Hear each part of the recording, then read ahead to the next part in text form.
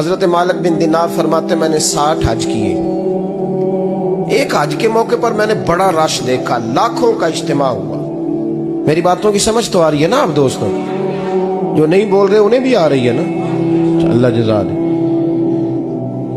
کہتے ہیں لاکھوں کا مجمع تھا تو میرے دل میں خیال آیا, میں نے کہا اے اللہ اتنے لوگ آئے ہیں, ان کا حج قبول بھی ہوا ہے کہ نہیں؟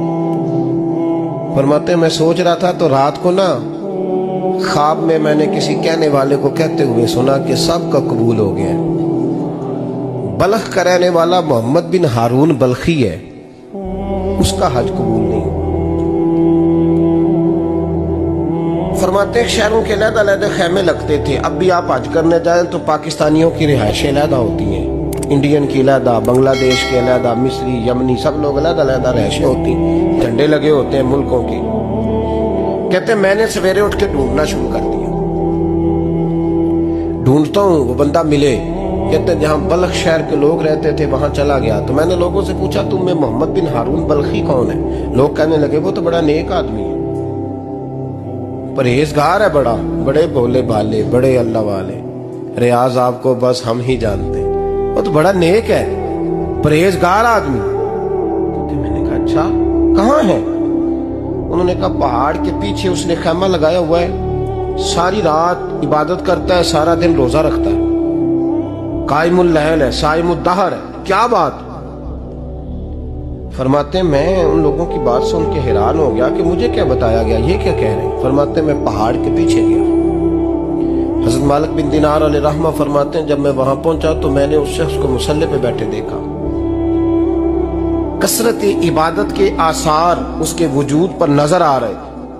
سیدھا بازو اس کا کٹا ہوا تھا. فرماتے 2 رکعتیں مکمل کر کے نا میں نے اسے السلام علیکم کہا تو مجھے کہنے لگا وعلیکم السلام, آپ مالک بن دینار ہیں؟ میں نے کہا بڑی اس کی فراست ہے. فرماتے پھر اس نے ٹھنڈی سانس لی, کہنے لگا آپ کو خواب آئی ہوگی کہ میرا حج قبول نہیں. فرماتے ہیں مجھ پر اور بجلی گری کہ کیا کہہ رہا. میں نے کہا یار لوگ بھی تیری تعریف کر رہے ہیں اور تیری بصیرت بھی بڑی ہے, تو یہ ماجرا کیا ہے؟ کہنے لگا آپ نہ پوچھیں. یہ کہہ کے اس نے رونا شروع کیا, دیر تک روتا رہا. میں نے کہا نہیں یار تو بتا. کہنے لگا نہیں آپ نہ پوچھیں, آپ ناراض ہو گئے. میں نے کہا میں نہیں ہوتا, تو بولنا. کہنے لگا حضور 24 سال ہو گئے مجھے حج کرتے ہوئے, 24 سال, 24واں حج ہے میرا, اور ہر سال کوئی اللہ کا ولی آ کے بتاتا ہے کہ جا چلا جا تیرا کوئی نہیں قبول ہوا. بے پروائی ویک سجن دی جتھے کسے دی پیش نہ جاوے, انہیں تاجا والے در در رولے تے منگتیاں تخت بٹھاوے. آزم کسے نو کارا ملدا ہی کوئی کعبے و خالی آوے. کہتے ہیں اس نے مجھے کہا حضور 24واں حج ہے, ہر سال کوئی بتاتا ہے. میں نے کہا تیری غلطی. کہنے لگا میں اپنی ماں کا نافرمان. میں نے کہا واقعہ کیا ہوا؟ کہنے لگا حضرت اللہ نے مجھے دولت دی, مال دیا, زمینیں دی تو میں عیاش ہو گیا. امام مالک بن دینار رحمت اللہ علیہ فرماتے ہیں مجھ سے کہنے لگا پیسے آئے تو میں عیاش ہو گیا. رمضان کا مہینہ تھا, عصر کے بعد میری اماں افطاری کی تیاری کر رہی تھی. میں گیا, میں نے کہا شراب پی ہوئی, اماں روٹی دے. تو اماں کہنے لگی شرم کر, شرم کر, روزہ رکھا نہیں تو جنہوں نے رکھا ہے ان کا تو خیال کر. کہتے اماں کی بات کا مجھے غصہ لگا. میں کہا کرتا ہوں بد نصیب ہے وہ بیٹا جس کا باپ اس سے بات کرتے ہوئے ڈرتا ہے کہ پتہ نہیں کہاں سے بولے گا. بد نصیب نہیں وہ بیٹا جس کی ماں اس سے بات کرتے ہوئے سہم جاتی ہے کہ پتہ نہیں کون سی بولی بولے گا. بد نصیب نہیں کہ ماں باپ بھی جس سے کھول کے بات نہ کر سکے. حضرت مالک بن دینار سے کہنے لگا اماں نے جب کہا نا شرم کر تو مجھے غصہ آیا, میں نے ماں کو تھپڑ مارا اور میری ماں جلتے ہوئے تندور میں گری. لوگوں نے مجھے پکڑ کے اندر بند کر دیا کمرے میں. ساری رات میں شور سنتا رہا پر نشے میں دھوت رہا. سویرے آنکھ کھلی تو میری بیوی بیگ باندھ رہی تھی. میں نے کہا کہاں جا رہی ہو؟ کہنے لگی جو ماں کا نہیں بنا میرا کیسے بنے گا. میں نے کہا میری اماں کا وہ تو لوگوں نے رات کو ہی دفن کر دی جنازہ پڑھ کے. تڑپ کے کہنے لگا مجھے کیوں نہیں بتایا؟ تو کہتے ہیں لوگ کہنے لگے تیری مرتی ہوئی ماں کہہ گئی تھی اسے میرا منہ نہ دیکھنے دینا. मेरे जनाजे के करीब ना आए। हजरत मालिक बिन दिनार फरमाते हैं, जब उसने ये बात सुनाई तो मैंने भी उसके मुंह पे थप्पड़ मारा। मैंने कहा तो इसी काबिल है। कहते हैं वो रोने लगा, हुजूर दुआ करे अल्लाह मुझसे राजी हो जाए। कहने लगा जब माँ की इंतकाल की खबर मिली तो मैंने कुल्हाड़ी लेके वो हाथ काट दिया जिससे माँ को मारा था। मैंने सारी जायदादें खिरात कर दी।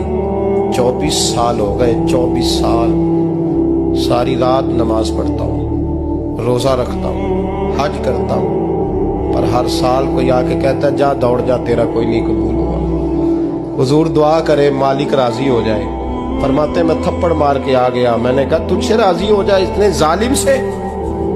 इमाम मालिक फरमाते रात को आके सोया तो मुझे ख्वाब में रसूल पाक का दीदार हुआ।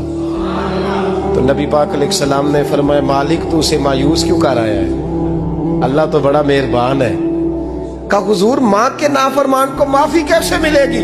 तो इमाम मालिक फरमाने लगे नबी करीम ने फरमाया जा उसे जाके बता दे तुझे कयामत में तेरी माँ की वजह से बख्श दिया जाएगा। कहा हुजूर अम्मा की वजह से किस तरह?